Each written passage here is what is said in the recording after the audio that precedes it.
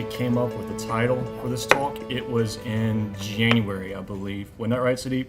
Early January when we came up with this. And so that, of course, was before everything had happened with Parkland and then all the going ons after that. And so I started thinking about it, and I said to myself, when I came up with this talk, I was going to kind of focus on do guns kill and talk about the lethality of guns. But it would be kind of a disservice not to talk about what's going on right now. Not so much what's going on right now, but as an epidemiologist, how do I see what's going on right now? And what is my perspective as an epidemiologist, as an injury epidemiologist on what's going on right now? And so what I've done is I've just added a whole section at the end about the prevention of firearm injuries, different ways that we can take to prevent any future deaths. I know one thing Cindy didn't tell you is that when I was a doctoral student, I did work on motor vehicle collisions and consumer products and like the golf carts and things like that. My dissertation was on homicides, and it was specifically on how a trauma system, a regional trauma system that we have here at UAB, affects the homicide risk. The idea being that if you're assaulted and you're injured, and then you have to go to the hospital, you make it to a trauma care center, if you survive your injuries, you're not a homicide, right? You're just a violent crime victim right there. And so we looked at before and after the implementation of this regional trauma system in 1997 to see how the homicide risk changed. It involved me going to Cooper Green Hospital, sitting up in the Jefferson County Coroner's office and looking over close to about 1,000 autopsy reports of homicides. And then for the various studies we did, also had to look at reports of suicides and unintentional injuries and natural deaths and things like that. And so I have, for quite some time, this is about 2009 or 10 when I started collecting the data, so I've been looking at firearm-related injuries for just about 10 years right now. So before we even begin, as any good epidemiologist does, we have to first present the epidemiology of the outcome, the person, the place, and the time. And so if you go to the CDC's website, they have this thing called Whiskers, the Web-Based Injury Statistics Query and Reporting System. You can go and you can look at the number of injuries per year, but it also produces these reports right there. So these are the top 10 causes of death. On the left one, it's 1999. On the right one, it's 2016. And we all know in public health that the top 3 causes of death for everyone nationwide is heart disease, cancer, and stroke. What you may not know is that injury is actually the number 1 cause of death for those aged 1 to 44. And specifically, if you look at 1 to 34, it's unintentional injury, mostly motor vehicle collisions, though once you get to about 25 or so, you start to see that poisonings, like drug overdoses, start to take over motor vehicle collisions as far as the deaths. But the red and the green you see are pretty prevalent within these charts as well. The red's homicide, and the green is suicide. We can compare 1999 to 2016 to look at how these causes have changed position in the top 10. And for the most part, there hasn't been too much change. You see for unintentional injury, it's remained number 1 for those young age groups. Although once you start to get to the older age groups, you're starting to see an increase in the number of unintentional injuries, while for the older age group, it's starting to decrease. If we look at homicides, it's a little bit different pattern. While we have been seeing decreases in homicide for age 10 to 24, we've been seeing increases for those 35 to 44 and the 45 to 54 in suicide as well. Again, there's not too much change for those younger ages because there's very small numbers of suicides for those aged less than 1 or 1 to 4 or 5 to 9. So when you get to age 10 and older, where you start to see those suicides occur. And we have been seeing increases in the suicide. It's been increasing since about 2010 or 11 or so, about late 2000s, early 2010s, the suicide rate's been going up. We can then look a little bit further. Now, instead of looking at unintentional injury, if we look specifically at intentional injury, we can look at the exact mechanism of that intentional injury. Was it a homicide by firearm, or was it a suicide by firearm? Was it a homicide by a fall, or was it a suicide by poisoning? If we look at just the firearms, we can see, again, for the homicides, it's been increasing for the young ages now, related to all other intentional injuries. But there hasn't been too much change, save for the decreases in that 10 to 14 and the middle ages right there. Suicides has pretty much remained the same the entire time, with just that one increase in the 10 to 14 right there. If we actually look at the annual number of violence-related injuries, and I will note right here that when we talk about violence, we include suicide, because suicide is a type of violence. It's just a violence imparted upon yourself. So when you hear about violence-related injuries and injury epidemiology, we will include homicide and suicide in those. And both of those combined, firearms account for about 56% of all intentional deaths that occur every single year. We go to the place. And so now we can look at, within the United States, the rate of firearm-related death, firearm-related mortality. And we see some patterns. We see that in the South, we have the highest rates of firearm-related mortality, but we also see in the West as well, we have higher rates of firearm mortality. We see in the Northeast and in the upper Midwest right there that we have lower rates of firearm mortality, say like your Michigans and maybe your Oregons right there. But looking at the state, it's not the best way to do this. If we actually go down to the county level, we can see it's a little bit different.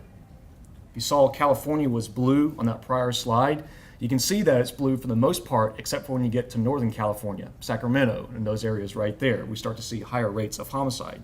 Texas was blue on the prior slide, but you see actually we have higher rates of homicide in certain parts of Texas, the bigger cities. So like Dallas, Fort Worth, Houston, places like that. And then you see that Alabama, Arkansas, and Mississippi are really where a lot of the mortality occurs within the United States. If we look at across year, now by time, we can look at the different types of intentional injuries. So homicides, suicides, and then unintentional. This is actually looking at the firearms alone. And so you see for the most part in the 90s, we saw decreases in both suicides and homicides. Since then, there's been not as much of a decrease in homicides, and actually since about 2012 or 13, the homicides have actually been going back up. But there's that increase in the suicides that I told you about right there. So if you look about 2006 or 7, you start to see that the suicide is going back up right there. And part of that is because of the recession. We know that in times of economic hardship, we see increases in suicide rates. So for some part, it's not unexpected to see this increase in suicide, but it's still maybe unexpected to see it keep on going, after the recession has ended.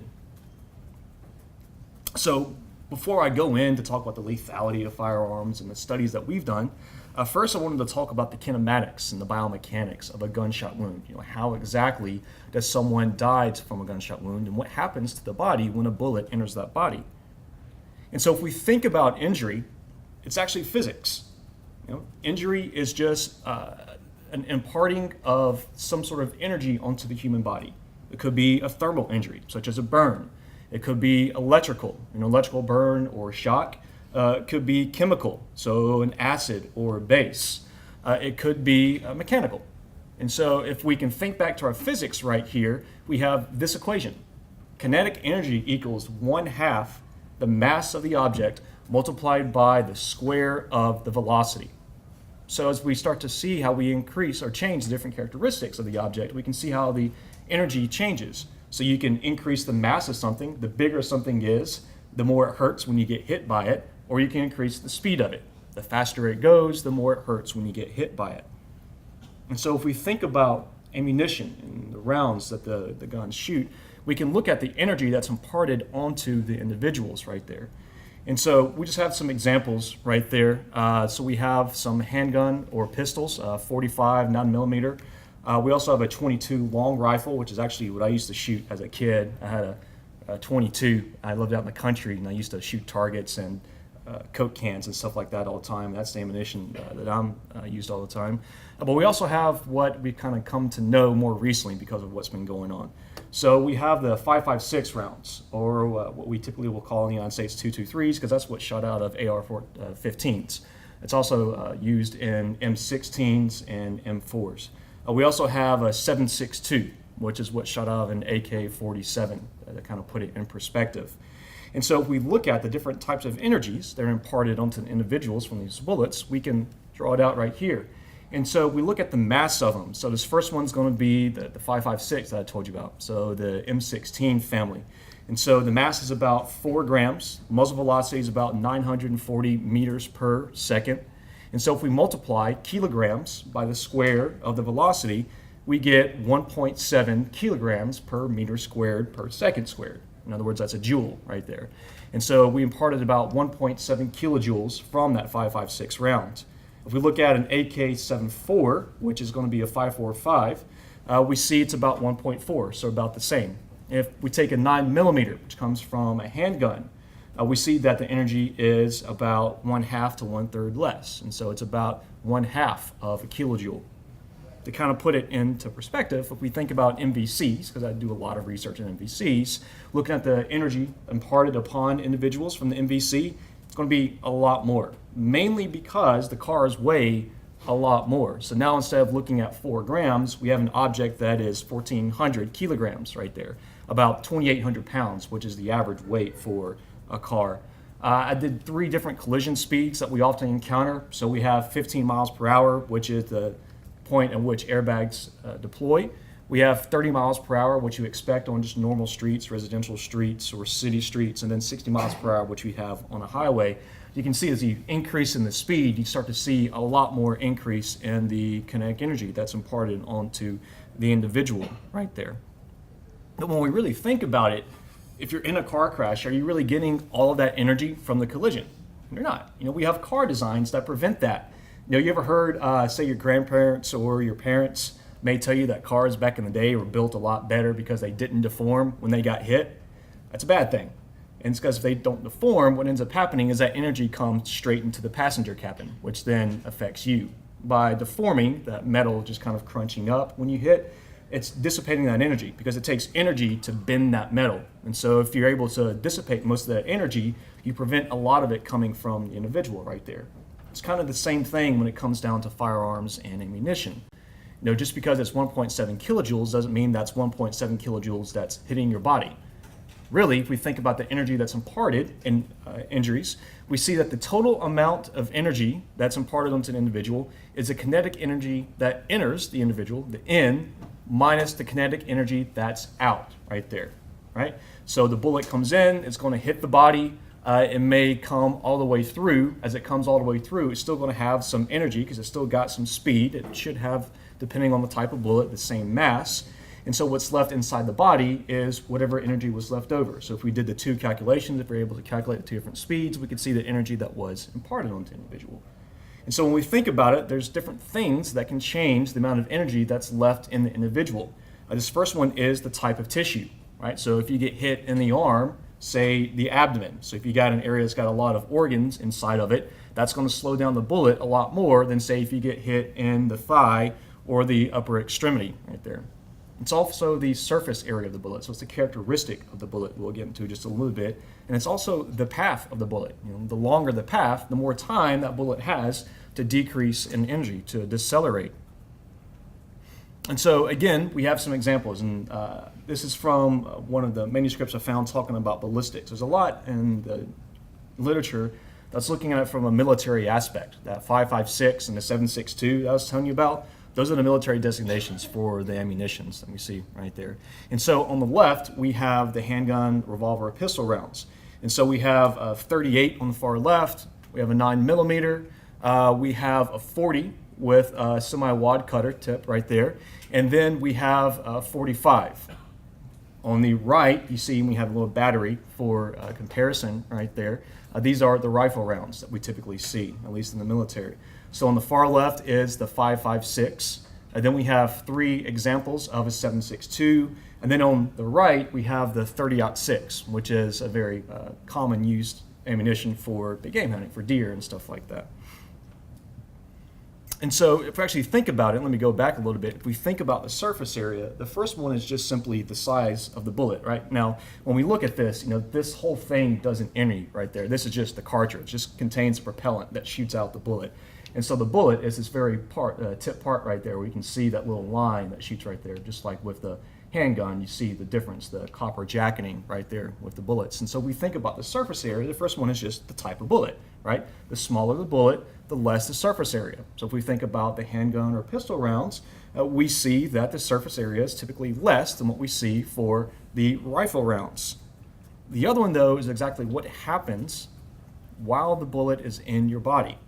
And for the rifle rounds, what we typically will see is that they have a tendency to yaw. So yaw means instead of staying straight, the bullet will go up or down that way.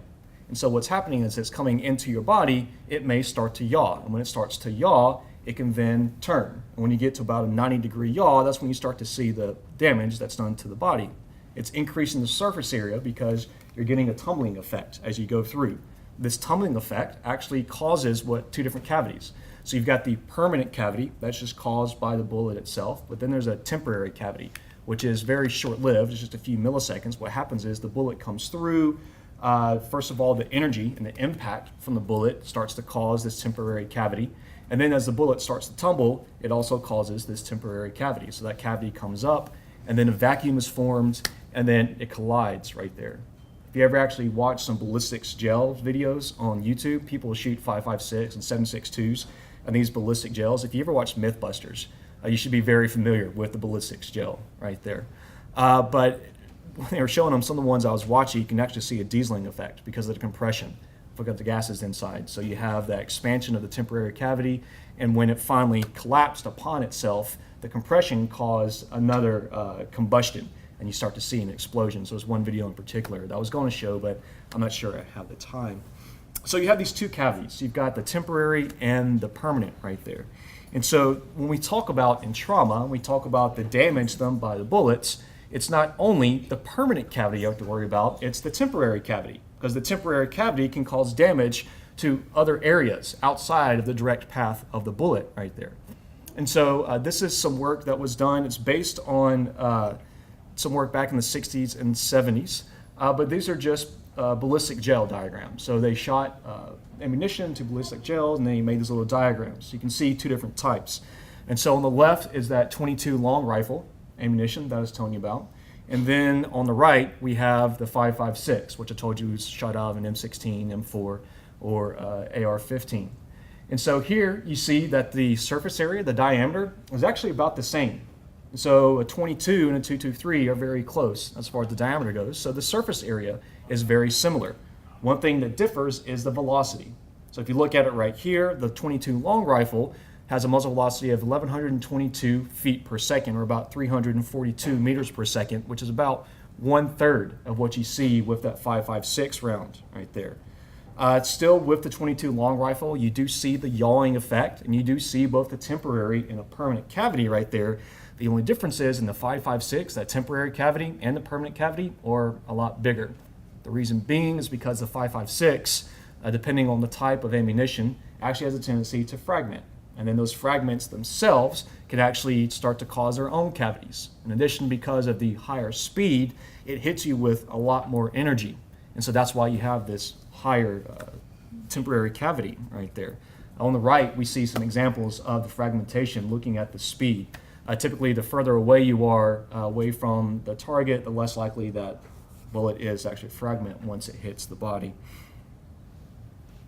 We can actually go in. This actually comes from the Milwaukee Journal Sentinel. I actually found it. I think it's a really cool diagram. It's actually going through and showing you the different terminal ballistics of the different types of ammunition rounds right there. And so at the top, you can see your 38 Special on the left right there. You can see the 9mm, which is about right there. And then over on the right, you start to see the rifle rounds. And so this is the 7.62 out of an AK-47. Here we have the 5.56 from an N16 right there. And then down on the bottom, you have the shotguns kind of showing you the paths right there. So here you have a slug round, and then you have the spread round right there. So you can see, depending on the type of projectile, that it follows a completely different path when it enters the body right there. So looking at this, the purple would be the temporary cavity that I told you about, and then the black is the direct path where the crushing occurs. If we actually think about it from an imaging aspect, and we take that same kind of path and we apply it to the human body, we can take a cross-section. So here's a CT scan of a cross-section. So if we look at it, we can see the spine right here. Here we have the kidneys, and then the liver right there, and we see these paths. So if we look at a handgun, say a 9mm right there, it's pretty much a straight path, a very small permanent cavity. And so when you go in and you look at these injuries, it's a very straight line. So it's a little bit easier to fix those injuries than it is, say, a hunting rifle right there. So a hunting rifle, it's going to have a little bit of a temporary cavity. It may impact the kidneys right there just from the concussive force and from the temporary cavity that's formed, but it's that military ordnance I was telling you about, the 5.56 and the 7.62s with that large cavity, and what you start to see some problems right there. Now, what you're seeing right here, the term is called cavitation, the formation of the cavity, all right? So if we think about the type of tissue that it hits, so here's some X-rays right there, and so here we have a 9mm round. It's entered the ilium, so it hit the pelvis and then it stopped. Because the pelvis is a very thick bone, it's really hard to break the pelvis, but when you do break it, it's a bad injury because it's usually a pretty high impact injury and you're usually not able to stand up or bear weight on it depending on where it breaks right there. Here, it's kind of hard to see on this projector, but this is the femur right there. And so this is a femur that's been hit with a 5.56 round right there. And you can see that it's been pretty much shattered right there. And so you can see some problems going on with this person. So if we think about firearms and injuries they cause, it's not just the deaths that it can be caused by it, but it's also the rehabilitation and the injuries thereafter. You can imagine the person whose femur has just been completely shattered right there is going to have a long course of rehabilitation and may not actually have the same quality of life that they did before. So that's the ballistics and the kinematics and the biomechanics of everything. What happens to the body as you're going through. So you're ripping through flesh, you're tearing apart muscle, you're breaking bone, not only from the energy, but also from the characteristics of the bullet and what happens as the bullet comes through.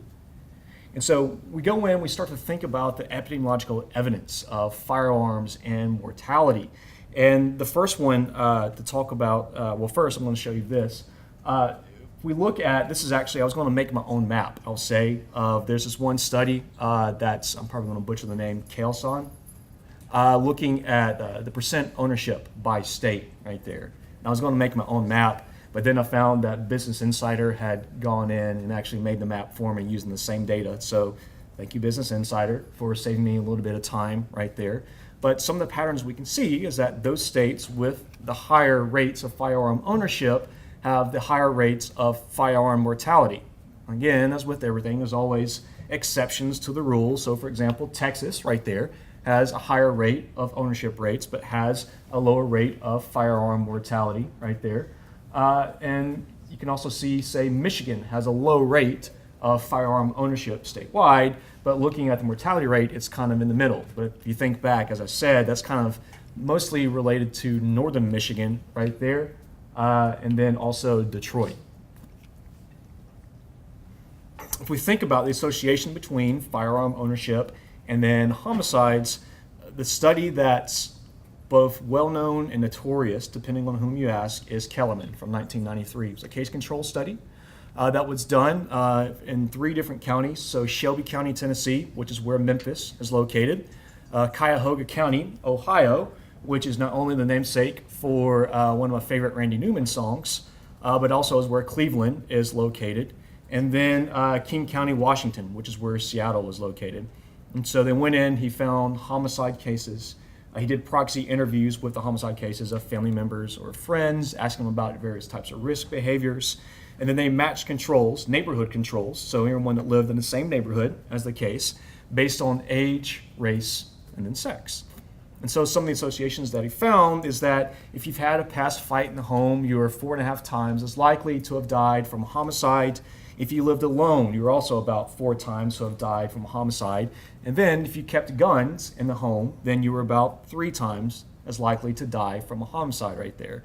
It's following the study that you've probably heard of the Dickey Amendment here recently when they talk about that, especially with the omnibus budget that there's passed. The Dickey Amendment essentially said that there can't be any research funded that looks at gun control or perhaps advocates for gun control. And so what happened in the following years was that you had that $2.6 million that the CDC allocated the prior year for research on firearm mortality and allocated it towards traumatic brain injuries. And so since about 93 or 94, you haven't really seen too much when it comes down to epidemiological studies of firearm injuries.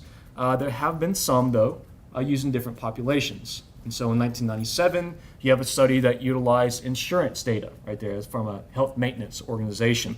So you had the homicide cases, actually suicide and homicide cases. And they matched controls based upon age, sex, and zip code. So what do we see? So for suicide, the relative risk of owning a firearm was 1.9. So if you own a firearm, you're 1.9 times as likely to die from a suicide, 5.7 times as likely to die from a suicide if that firearm was purchased within a year. For homicide, it's very close, about 2.2 overall, and it's about 6.2 if you've purchased 3 or more firearms over the past few years right there. If we continue on now and we start to use national data sets instead of insurance data sets, here's another one from 2003 coming from the National Mortality Followback Survey, in which they were trying to append data to death certificates or death data, and they were talking to proxies, asking them about risk behaviors, demographics, socioeconomic factors, things like that, using controls from the National Health Interview Survey, which is that annual telephone survey about people's just a snapshot of health in the United States. So, have you been told by the doctor you have cancer in the past 6 months? Have you had a workplace injury in the past 6 months? So on and so forth. So again, the exposure in the study was guns in the home. And we see that the odds ratio for homicide is about 1.4. Specifically for firearm homicide, it's about 1.72, so about what we saw for Cummings. For suicide, it's 3.44 or 16.89 for firearm homicides for having guns in the home right there. It should be noted at the bottom I have right there with 2 things to note. First, the firearm homicide was higher for women than it was for men. It's about 2.72, about 1.23 for men. For suicides, we actually see that having a gun in the home was inversely associated with the suicide by other means, whether it be drowning, suffocation, or poisonings. So if we look at this forest plot across the collection of studies, you start to see a pattern show up, right? Because we all know that one study actually doesn't prove causation. And there were some downsides to that Kellerman study that I told you about. For the most part, it wasn't able to control for confounding right there. So essentially, it's just a crude association. So other than the match factors, you didn't really control for much of anything. There's also this aspect of kind of an exposure. So they asked, do you have guns in your home? But how do you translate that exposure of having gun to a home to dying from a homicide, from a firearm as well? But across the multitude of things, if you kind of look at the collection of studies, you see the patterns for suicide. So having a gun in the home seems to be associated with firearm suicide. So if you look at this meta-analysis, if you look at the pooled estimate right there, it's about what? Mid-3s. So about 3.2 or 3.3-fold increase in the likelihood of suicide if you have firearms in the home. For homicide, first you'll notice there's not as many studies when it comes to the homicides as far as case control and cohort and all that kind of stuff. But we see it's still an effect that's not as strong as it was for suicides. And a lot of this effect is really from this top study that utilized the national data as far as the weighting of the meta-analysis right there. But we still see about a 2-fold increased risk or odds of homicide if you have a gun in the home. But the thing is, that's just kind of one aspect of it. It's just looking at the exposure. And so when we think about epidemiologically about whether or not that, do guns kill, we have to think about the lethality of guns. And so if we look at this first one is from 2003, looking at suicides, so suicide and suicide attempts. And so they essentially did, it's kind of sort of the case fatality rate, but not really. They're looking at the odds of death among those types of suicides. And so for each one of these, this is firearm suicide compared to suffocation, for example. So those who completed the suicides were 2.6 times as likely to have used a firearm compared to suffocation. They were 8 times as likely to have used a firearm compared to crashing or jumping off of a building. They were 18 times as likely to use a firearm than from exposure or cuts or poisons right there. So you can see from a suicide aspect that the lethality of firearms is a lot higher than these other means. That's something to keep in mind as I go forward in this presentation. But the thing was, it didn't really look at the case fatality rate, which is really our measure of lethality that we have in epidemiology. They just use odds right there. So if you actually do look at the case fatality rate for firearms, we see that overall it's about 1/3. So about 30 to 33% of all injuries that occur from firearms end up succumbing to those injuries. This actually varies by the intent right there. So unintentional injuries, the case fatality rate is actually pretty low, because if you think about when unintentional injuries occur, it's when the person's usually cleaning the gun or mishandling the gun. And so they typically will shoot themselves in the extremities. So unless they hit a major vessel or artery or anything like that, they're probably going to survive the injuries. Homicides, or assaultive, as it is right here, is about 1 in 5. So 1 in 5 injuries, assault injuries from a firearm actually end up dying. But it's this one right here. It's suicides, the self-harm right there. About 80%, 75 to 80% of all self-harm injuries from a firearm end up succumbing to their injuries. Again, because of the intent right there. If you think about how the person is utilizing the gun, close quarters, putting it in an area that's a very vital area, so they're probably more likely to die from that. However, this study, first of all, is from 92 to 95, so it's older data, right? It also is coming along during the time of the Brady Bill that went on, the National Weapons Assault Ban in 94. And also, it didn't really put it into context right there. So what is the case fatality rate for firearms related to other types of injury mechanisms right here? And so I went to Whiskers, and I pulled the data right there. And so you see that firearms, as far as lethality, the case fatality rate is second only to drowning as far as the case fatality rate. And you can see for the most part, it's been hanging pretty steady right here. A close third is suffocation right here. We then see that we have a big decrease. The next one is poisonings, which is about 2, 3, 4%, depending on it. And then we have that motor vehicle collision. Remember I told you that MVCs have a lot of injury imparted from that collision? Well, hardly any of that energy actually gets to the person. Even if it does get to the person, we have devices within those vehicles which then further mitigate that injury severity. So if we think about airbags, just a quick aside, how airbags work is they slow down the speed of the acceleration right there. They don't prevent injuries, they mitigate the severity. So they take that traumatic brain injury and they cause maybe a fractured nose or a contusion or an abrasion right there. So if someone ever complains about getting burns on their face or cut if they've been hit by a frontal airbag, you sit there and tell them, yeah, but it could have been a lot worse, and the airbag probably made it a lot worse than what it could have been. And so the thing, though, is that it's not really fair to compare cars and firearms as far as injuries, because it's two completely different intents, right? So we know the majority of the MVC injuries are unintentional, but we know the majority of the firearms are, well, I say majority, about 56% of the intentional are due to firearms. And so I went in and I looked at just intentional injuries, and I separated out the main ones in that prior one because it won't let me query intentional homicide due to motor vehicle collision. Not really sure why. You just get a warning from Whiskers that says you chose a combination that you can't do, probably because of low numbers right there. There's also very little deaths from, say, machinery or things like that. And so looking at this, first and foremost, we see that firearm by suicide, as we saw before, has a higher case fatality rate, but then firearm by homicide. So here is firearm by suicide in the orange, and then we have firearm by homicide right there. We see that two other main players as far as high case fatality rates is going to be by drowning, which is this green line right there, and then by suffocation homicide. So the drowning by suicide, suffocation homicide. The only thing about these is that they're very variable because there's a low number of these that actually occur per year. Because there's a low number, all it takes is a few deaths to drastically change the case fatality rate right there. We have been seeing on the bottom poisonings. We see that poisoning by suicide, the case fatality rate is only about 2% right there. And then poisonings by homicide has actually been increasing a little bit, but for the same reason, just low numbers of poisonings by homicides. It's kind of interesting to think about it from an epidemiological perspective for suicides, because we think about males and females. We know that females, when they try to commit suicide, often utilize poisonings. And so they're less successful than their male counterparts, which actually use firearms for the most part. And so when we think about these studies, though, they're only looking at deaths for the most part, right? They're actually missing a multitude of what's going on.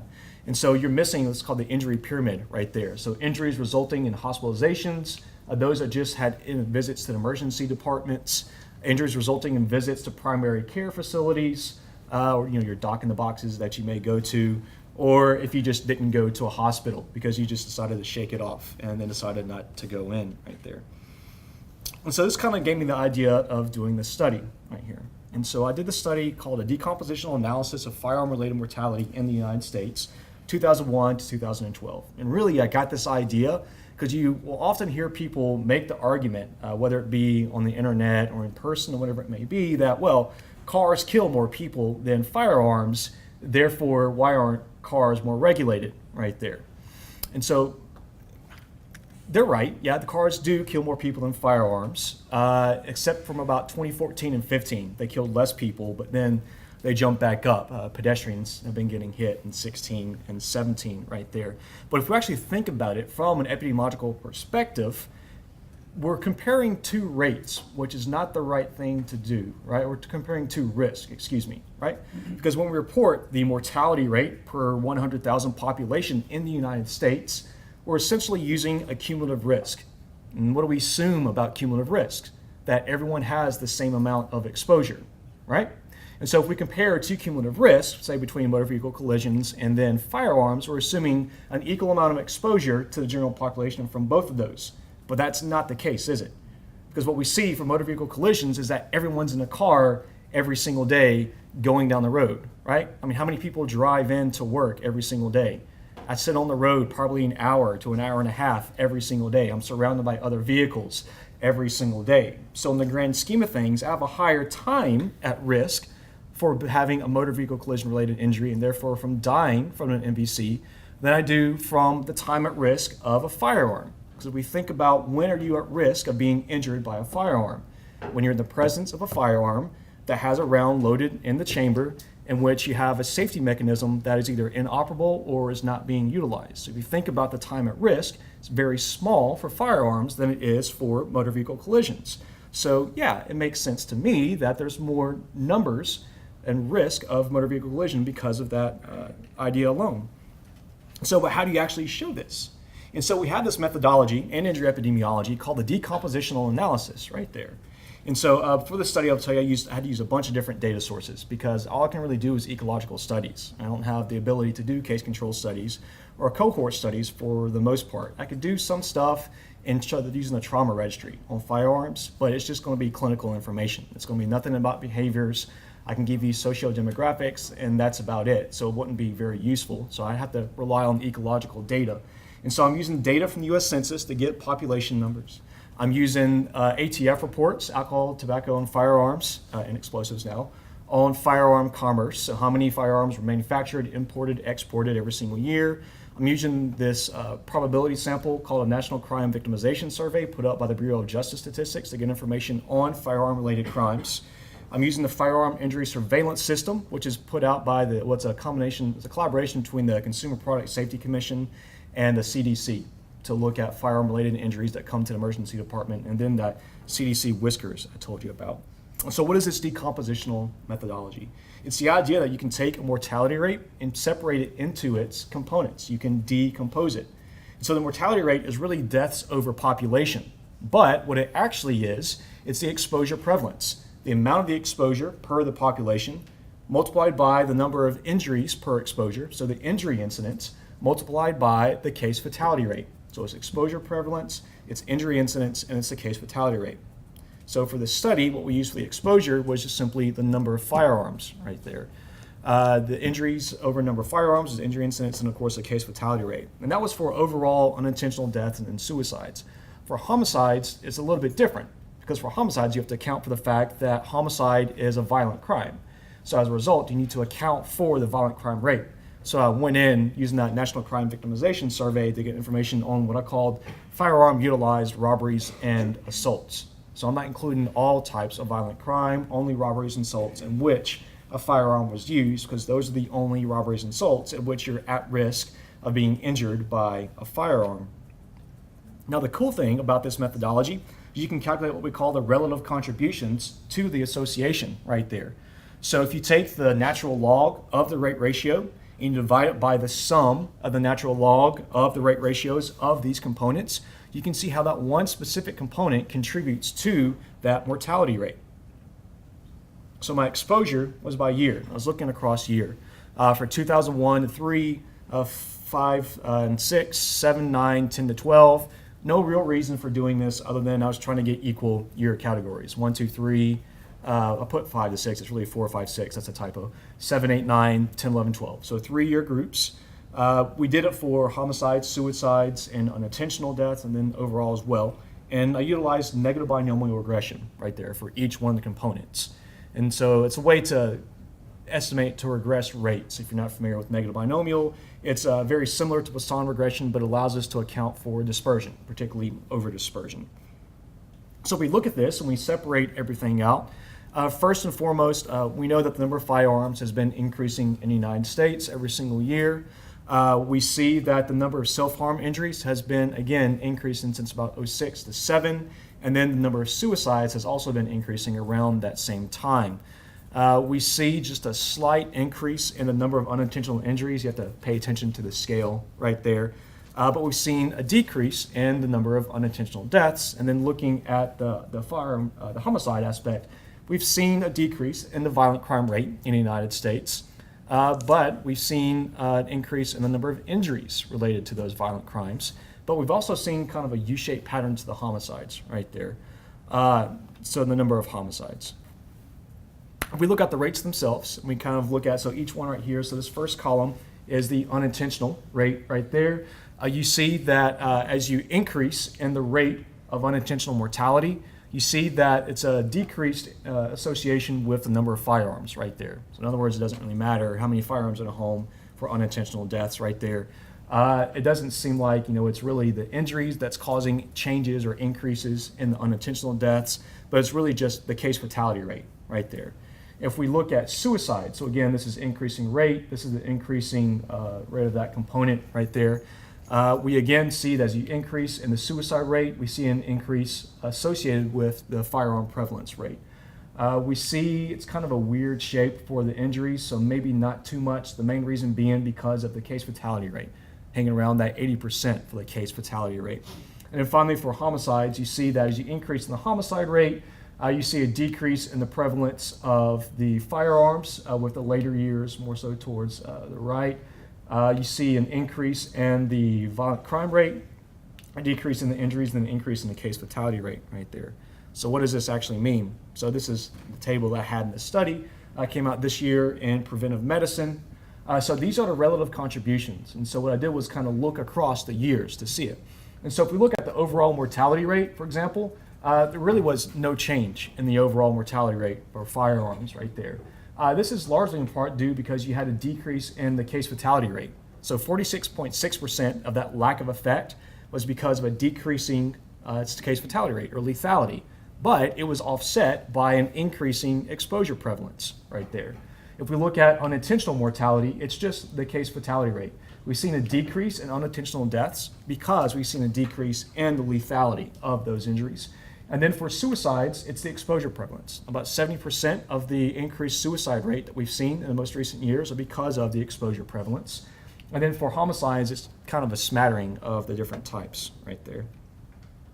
The thing about that though, it only went to 2012 because the Firearm Injury Surveillance Survey was only 2001 and 2012 as far as the data is available. So I went in and actually grabbed CDC Whiskers data to look at more recent years right there.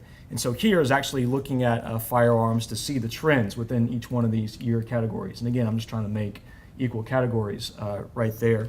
And so if we look at the relative contributions for those, we see that the overall firearm mortality rate has been increasing in the most recent years, mostly by the suicide rate. And so it goes without saying that because of that, we see an increase in the exposure prevalence, which is driving that increasing mortality rate. Again, probably driven by suicides. And so this study still has problems. Like, I know that the number of firearms per population is not the best marker of exposure right there. We know that as the number of firearms has been increasing, the percent of households owning firearms has been decreasing. So on average these days, it's about a household that owns a firearm owns about 4 to 5 firearms. And so we can't really say that it's a good marker of exposure because not everyone still is exposed to all of those firearms right there. It's also an ecological study. Right? So I can tell you that there's an association between the exposure prevalence and mortality rate, but that doesn't mean if you go down to the individual level that if someone owns more guns, they're going to be more likely to die or anything like that. So that's the ecological fallacy that we know about in epidemiological research, and this is kind of the main problem with a lot of research on firearms and homicides and suicides is that for the most part they're ecological. And so how do we take this and actually apply it towards prevention to kind of bring it towards more recent events? So we know in public health, we have three aims of prevention, right? There's primary prevention, in which you're just trying to remove the exposure altogether to prevent disease. There's secondary prevention, in which you're trying to mitigate or slow down the disease progress by catching it early. And then there's tertiary, which is just kind of repair, retrain, rehabilitate, make the person as comfortable as possible because the disease has pretty much set itself in and it's not going anywhere. With secondary prevention, maybe you can stop it from progressing and maybe take it out from the person, heal the person, but not so much for tertiary. So there's this idea in injury epidemiology called the Haddon Matrix. William Haddon was the president of the Insurance Institute for Highway Safety. They're known for those crash tests that you see on TV all the time. And you had this idea about, okay, so if we want to apply this whole prevention aspect to injuries, then we have to think about it a little bit differently, right? Because we have to think about it as far as a pre-event, what happens during the event, what happens after the event of that injury. With each one of those, we can use the idea of the epidemiological triad, the host, the agent, and the environment interacting with each other. So you can look at the host, the agent or vehicle, the physical environment, or even the social or legal environment right there. So from the aspect of firearms, we can think about the host as the person that's been shot.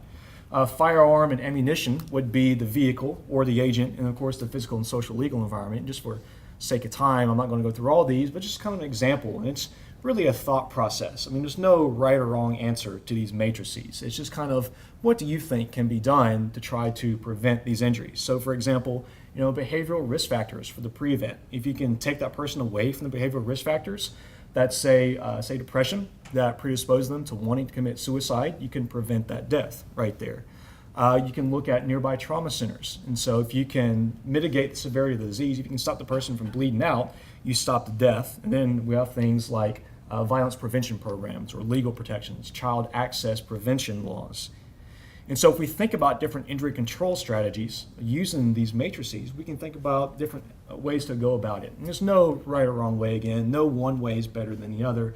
The first and foremost is just getting rid of the hazard altogether, right there. So in other words, if there's no guns, there's no ammunition, you can't have firearm-related deaths. I don't think this is the way to go about this. It's not, in this country, it's not the way to go about it right there, right? There's going to be a lot of pushback. It is, in the Constitution, everyone has their rights to have a firearm, and that's perfectly fine right there. What I think we can do, though, is first think about ways to reduce the amount of hazard brought into being right there. And so these are things like firearm bans, right? You can't have automatic weapons in the United States. Well, you can, but it's just really, really expensive to get an automatic weapon. We also banned certain types of ammunition. So we had the Law Enforcement Officer Protection Act in 1986 that says that you can't use armor-piercing rounds as a civilian right there. You also see states which have these buyback or amnesty programs, amnesty for the illegal firearms a person may possess right there. So they're trying to take out the number of firearms that are within the population right there. You can also modify the rate of release of the hazard. That energy that I told you about, right? So the energy imparted onto the individual is energy in minus the energy out right there. So if you can alter the mechanism by which that energy is transferred, you can change the injury severity right there. So you can alter the design of firearms. Maybe they don't fire as quickly, or you can alter the designs of the ammunition. So maybe you change the tips. So it's not so much a real soft tip that has a tendency to expand when it hits the body, or maybe you change the hollow points, which also have a tendency to expand. Now, what I really think is going to help are these next two or few right here, right? So as an epidemiologist and a preventionist, injury preventionist, this is where I put the weight right here. This first and foremost is separating the hazard from the person being protected by time and space right there. Remember I told you that for a firearm homicide, having a gun in the home was stronger for women than it was for men. So we have domestic violence restraining orders that are in place that research has shown are effective at decreasing the risk of homicide for women if they're a victim of domestic violence. So domestic violence restraining order is if you've been convicted of a domestic violence offense, depending on the state, you cannot own a firearm or you can't be in possession of a firearm. Some states say you have to be convicted. Other states say that as long as it's a misdemeanor too, you also cannot have a firearm. Research has shown that if you start to increase what it covers, just even the misdemeanor domestic violence decreases the rate of homicide for women. I will say that for women, over half, 2017, the CDC reported of homicides for women, are due to intimate partner violence right there. So that's one aspect that we can approach right there. You can have temporary safe storage. So temporary safe storage is taking the firearm and then putting it up with the police. If they do that, some banks actually allow safe storage in their safe deposit boxes. Or there could be a community program that does a safe storage. This is great for suicides. If you know a person is suicidal, and it may be tough to know, but if you do know that someone is suicidal and you know they have access to firearms, if you take that away from the person until they can get help, you can prevent the suicide death from occurring right there. The other one is storing ammunition and firearms separately right there. This is really for suicide and unintentional. So maybe the child does get access to the firearm, but if they don't have the ammunition, they can't really do anything. You can also separate the hazard from the person by a physical barrier. So this could be the body armor that you hear about.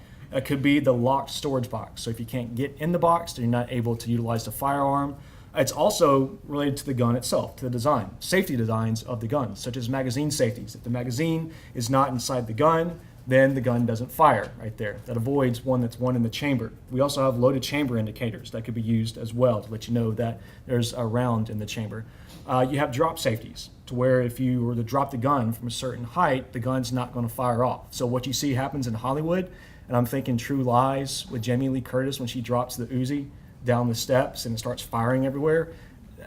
The drop safeties prevent that from happening right there. And it's the following is grip safeties. And so there's other grip safeties, to prevent children from being able to fire the gun. So you have to press in a safety located on the grip before you fire the gun. What's really important is countering damage done by the hazard. This is where trauma care comes into place. Remember I told you that if you prevent the death, if you mitigate the severity, you prevent the death. In trauma, we have this idea, and this is what my research found. The dissertation, if I were to sum it up, was if you get shot in the head, trauma care can't save you. And that's pretty much the case, is that if we look at the trimodal distribution of deaths, a lot of the deaths for trauma are immediate. They're unsalvageable. And what we see within our research is that in the presence of trauma care or trauma region, trauma system, we see a decrease in the deaths due to exsanguination or multi-organ failure. So proportionally, we see an increase in those unsalvageable injuries. So massive crest injuries, shots to the head, shots to multiple vital organs right there. If we look at the data at UAB right here, so this is looking at firearm injuries. And so if we look at the survivability of people that got brought to UAB, if you were shot from a firearm assault and you came to UAB, for the most part, you've got about a 90% chance of surviving those injuries right there. The only thing this includes head injuries. And so if we were to exclude head injuries and those who are dead on arrival, the survivability goes up. So if you get shot in the chest, you see now instead of about 90, it's about 94 to 95%. So what's the deal with this? Trauma can only do so much. They're reaching that point in which they can't really save more people. So if we really want to prevent those injuries, we've really got to go in and do primary prevention. That's what my dissertation stated as conclusions.